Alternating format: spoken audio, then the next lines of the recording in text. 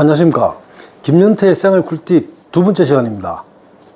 오늘은 E7-1 비자 외국인 전문 인력 고용 조건에 대해서 말씀드리겠습니다.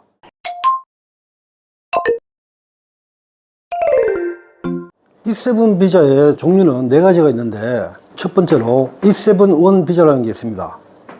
E7-1, 2, 3, 4 4가지 중에 E7-1 비자는 전문 인력 취업 비자로서 기계공학 기술자, 전자공학 기술자, 해외 영업원, 전기공학 기술자 이 외에도 67개의 종류가 있습니다. 전문 인력 취업 비자라는 것은 고급 인력으로서 대학에 전공을 했거나 관련 회사에서 몇 년 이상의 경력이 있어야만 취득할 수 있는 비자입니다. 두 번째로 준전문 인력 비자라고 E7-2라는 비자가 있습니다. E7-2에는 면세점 판매 사무원, 관광안내 통역원, 요리사, 호텔 접수 사무원 등이 있습니다. 세 번째로 E7-3라는 일반 기능 인력 취업 비자가 있습니다. E7-3 비자에는 동물 사육사, 양식 기술자, 악기 제조 및 조율사, 조선 용접工등이 있습니다. 지금 대표적인 게 선박 회사에서 수주가 많이 있지만 용접공이 모자라서 정부에서 많이 데려오려고 하고 있지만 그 비자 타입에 맞는 사람이 잘 없기 때문에 작년 같은 경우에도 정부에서 4,000명 허가가 났는데 실제 들어오는 건 한 2,000명 정도밖에 안 됩니다. 그만큼 용접공이 해외에서도 들어오기가 힘든 취업 비자입니다. 마지막으로 E7-4는 숙련 기능 인력 비자가 있습니다. 이거는 뿌리산업 숙련 기능공이나 농축산 숙련 기능인 일반 제조업체에 해당하는 비자인데, 이거는 E9 비자로 들어왔던 사람들이 일정 기간이 지나면 비자 변경을 할 수 있는 비자입니다. 두 번째로 E7-1 비자 근로자 신청 요건에 대해서 말씀드리겠습니다.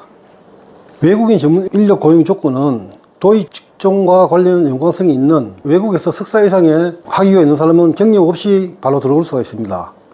학사는 1년 이상, 고졸 이상 전문 학사는 해당 회사에서 5년 이상의 근무 경력이 있어야지 우리나라에 고용이 될 수가 있습니다. 국내 대학 졸업자의 취업 조건인데, 이거는 외국 유학생들이 국내 대학을 졸업하였을 경우에 바로 E7-1 비자를 취득할 수 있는 취업 비자입니다. 전문 학사는 경력 없이 도입 직종과 같은 학과를 나왔으면 바로 취업할 수 있습니다. 학사도 전공 과목과 무관하게 아무 쪽이나 회사에서 필요한 인력이면 취업을 할 수 있는 조건입니다. 이것도 많이 완화가 돼서 그렇습니다. 세 번째, E7-1 비자 기업의 고용 조건에 대해서 말씀드리겠습니다. 기업의 고용 조건은 고용의 필요성이 가장 맞아야 됩니다. 우리 회사에서 어떤 인력이 필요하다, 기계공학 전문 인력이 필요한데 기계공학 전문 인력이 왜 필요한지, 국내 인력을 쓰면 왜 안 되는지를 상세하게 설명해 줘야지 허가가 나고 있습니다. 그리고 그 회사가 5명 이상의 내국인을 고용하고 있어야만 가능합니다. 내국인 고용 비율의 20%를 고용할 수 있기 때문에 5명 이상이 돼야만이 1명을 외국인 전문 인력을 고용할 수 있기 때문입니다. 두 번째로 GNI 전년도 80% 이상의 월급을 줄 수 있어야 됩니다. 보통 연봉 계약을 하는 경우도 있고 2022년도 GNI가 4,300만 원 정도 되니까 올해 외국인 전문 인력을 고용하려면 약 3,300만 원 정도의 연봉을 줘야 됩니다. 그리고 월로 따지면 한 280만 원 이상을 줘야지 고용할 수가 있습니다. 이렇게 월급 책정이 많이 되는 이유는 전문 인력이기 때문에 그만큼의 대우를 해줘야 된다는 그런 방침인 것 같습니다. 세금도 그 회사에는 국세, 지방세가 밀려서는 안 되고, 우리가 자동차도 매입할 때 지방세 완납 증명서를 띄듯이 그 회사가 국세나 지방세가 완납되어 있어야만 외국인을 고용할 수 있는 조건이 됩니다. 지금 경기도의 어떤 한 기업체에서 모든 고용 조건이 맞아서 2명을 신청을 했는데 이 회사에서 국세를 미납된 게 있어갖고 불허된 적이 있습니다. 그러니까 건실한 기업만이 출입국 사무소에서 허가를 내주는 것 같습니다. 예외 조항에 대해서 말씀드리겠습니다. 일반 제조업에는 5인 이상이 되면 20%에서 1명을 고용할 수가 있고, 10인이 되면 2명, 15인이 3명, 20인이 되면 4명을 고용할 수 있는 이 20% 조건에 해당되는데, 이 해당 조건에 예외가 있습니다. 그 일반 제도사와 기계공학 기술자는 10인 이상이 되어야만 1명 또는 2명 할 수 있습니다. 이유는 기계공학과 제도사는 국내에도 인력이 많다는 판단 아래 고용 허가를 많이 내주지 않고 있습니다. 50인 이상 되면 10명의 해외 인력을 고용할 수가 있는데 50인이 돼도 기계공학과 제도사는 2명밖에 안 됩니다. 그리고 10인이 되지 않으면 한 명도 할 수가 없습니다. 이번에도 2명을 고용 계약을 다 했는데 고용보험에 가입된 사람이 9명밖에 되지 않아서 안타깝게 한 명이 또 탈락되는 경우가 있습니다. 그러니 10인 이상이 되어야만 기계공학과 제도사는 가능하다는 내용입니다. 비자 신청 절차에 대해서 말씀드리겠습니다. 해외 근로자가 준비할 서류는 사진과 경력증명서, 학력증명서, 여권사본이 필요한데 인도나 베트남 이쪽에 경력증명서, 학력증명서는 상당히 중요하다고 합니다. 저희 나라 같은 경우에는 학력증명서 같은 경우는 동사무소에만 가도 될 수가 있고 경력증명서는 그 회사에 가면 바로 발급이 되고 있습니다. 근데 인도나 여타 외국에서는 경력증명서 한번 때리면 6개월씩 기다려야 되고 금액도 몇십만 원이 든다고 합니다. 또 학력증명서를 한번 떼버리면 다시 뗄 수가 없기 때문에 이 친구들이 본국으로 돌아갈 때는 학력증명서, 경력증명서를 되돌려 달라고 하는 경우가 많기 때문에 이게 잘 챙겨야 됩니다. 그리고 고용사에 서류 준비할 거는 사적 발급 인증 신청서, 고용사유서, 고용계약서, 전년도 매출 실적, 납세 증명서, 고용보험 자기 취득 내역, 신원보증서 등이 필요한데 여기서 고용보험 자기 취득 내역에 그 회사 직원들의 월 평균 모수가 나와 있어야 됩니다. 최저임금 201만 원 이상 되는 직원이 10인 이상이 되어야 되기 때문에 월 평균 모수액을 항상 보고 있습니다. 어떤 회사에서는 인원은 10인이 맞는데 한 명이 그분을 좀 등한시하는 바람에 180만 원 정도밖에 되지 않아 갖고 한 명을 추가로 고용시키지 못하는 경우도 있고 합니다. 그리고 사적 발급 인증 신청서는 저희 행정사 사무실에서 작성을 도와드리고 있고 고용사유서도 그 회사에서 이 직원이 왜 필요한지 서술형으로 많은 시간이 소요됩니다. 그 회사의 회사 속에서나 이런 모든 걸 다 첨부하고 그 회사의 담당 부서의 사진과 현장의 사진을 전부 다 첨부하는 등 굉장히 복잡한 내용이 있습니다. 저희 사무실에서 사적 발급 인증 신청서나 고용사유서 이런 거는 전부 다 대행해드리고 있습니다. 그 다음에 출입국 사무소에 서류를 제출하는데 저희들이 근로자 서류와 고용사 서류를 모두 챙겨서 출입국에 서류를 대행해드리고 있습니다.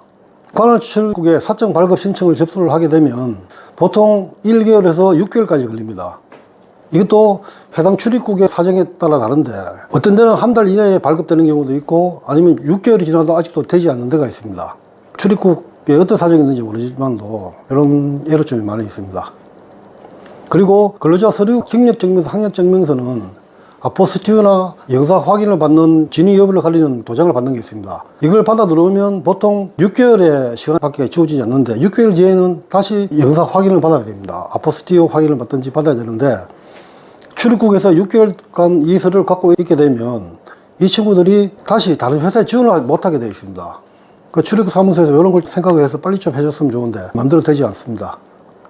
E7-1 비자의 좋은 점에 대해서 말씀드리겠습니다. 기업의 이점은 전문 기술자를 고용할 수 있는데 왜 국내에도 전문 기술자가 많이 있는데 외국인은 굳이 써야 되느냐, 여기에 의문을 가지는 사람이 많이 있을 겁니다. 이게 그 대도시 주변이나 도심 인근에 있는 회사에서는 전문 기술자를 구하기가 수월합니다. 그 이유는 대학 졸업자나 전문대 졸업자들이 자격증을 가지고 있다가 대도시 인근 회사에는 경쟁률이 심할 정도로 지원을 많이 합니다. 그래서 아쉬워할 점이 없는데 지방의 중소도시, 예를 들면 구미나 김해, 경기도 시골 쪽에 있는 공단이 있는데 이쪽에는 전문 기술자가 오려고 하지를 않습니다. 대도시 주변에서 집에서 출퇴근할 수 있는 거리에 회사가 많이 있는데 굳이 거기 가서 기숙을 하면서 힘들게 생활하지 않으려는 그런 생각을 가지고 있기 때문에 회사에서는 월급을 1.5배, 2배를 줘도 구할 수가 없답니다. 그래서 해외 전문 기계공학도나 전자공학도를 구하려고 노력을 많이 하는 것 같습니다. 그럼 근무의 유연성이 좋은데 국내 인력을 쓰다 보면 6개월이나 1년 지나고 기술을 다 배우고 나면 조건이 좋은 대도시 주변 회사로 이직을 하기 때문에 인력을 자꾸 뺏기는 경우가 있습니다. 근데 해외 전문 기술자를 데리고 오면 그 회사에서 다른 회사로 이직을 못하게 규정이 되어 있습니다. 다른 회사로 가려면 다시 본국으로 갔다가 다시 와야 되는데 그 절차가 비용도 많이 들고 시간이 많이 들기 때문에 거의 다 한국에 있는 동안은 그 회사에 있습니다. 그런데 처음에 비자를 내줄 때 1년밖에 주지 않습니다. 이 친구들이 1년 뒤에 기업에서 다시 재인정 신청을 하게 되면 출입국에서 받아주는데 그 이유는 이 친구들 왔을 때 적응을 잘 못한다든지 우리 회사에서 맞지 않는 인력이다 싶으면 내보내기 위해서 1년만 주는 것 같습니다. 근로자의 이점에 대해서 말씀드리겠습니다. 외국인 근로자가 E7 비자를 발급받아 들어오게 되면 고용이 안정됩니다. 이 친구들은 어떻게 됐든 간에 1년간은 고용이 안정되어 있고 자기가 열심히 하면 그 기업에서 필요한 사람이 되면 기업체 대표가 이 친구를 잡아 놓으려고 봉급도 올려주고 또 출입국에 가서 자기 비용을 들여서 비자 인정을 시켜주고 합니다. 그리고 비자 변경을 그 회사에서 대표가 계속 인정하다 보면 1년, 2년, 3년, 4년 지나다 보면 영주권도 얻을 수가 있고 국적도 취득할 수 있습니다. 자기가 원한다면. 그리고 가족을 초청할 수도 있습니다. 해외 근로자 같은 경우에는 본국에서 일하는 수입의 5배 이상의 봉급이 되기 때문에 고소득이 돼서 아주 좋아합니다. 국내 젊은 인력들은 잔업을 하거나 휴일에 근무하는 것을 좋아하지 않는데 이 친구들은 잔업수당과 휴일수당을 준다면 일을 마다하지 않기 때문에 아주 좋아합니다. 그래서 근로자도 그렇고 고용주도 그렇고 E7 비자를 많이 선호하고 있지만 이 친구들이 들어오는데 출입국 관리소에서 까다로운 심사로 인해서 가끔 들어오지 못하는 경우도 있습니다. 그러나 저희 행정사 사무실에서는 아직까지는 불이를 받은 사실은 없습니다. 그래서 기업체에서 전문적인 기술자가 필요하시면 저희 행정사 사무실로 연락 주시면 도움을 드리겠습니다. 감사합니다.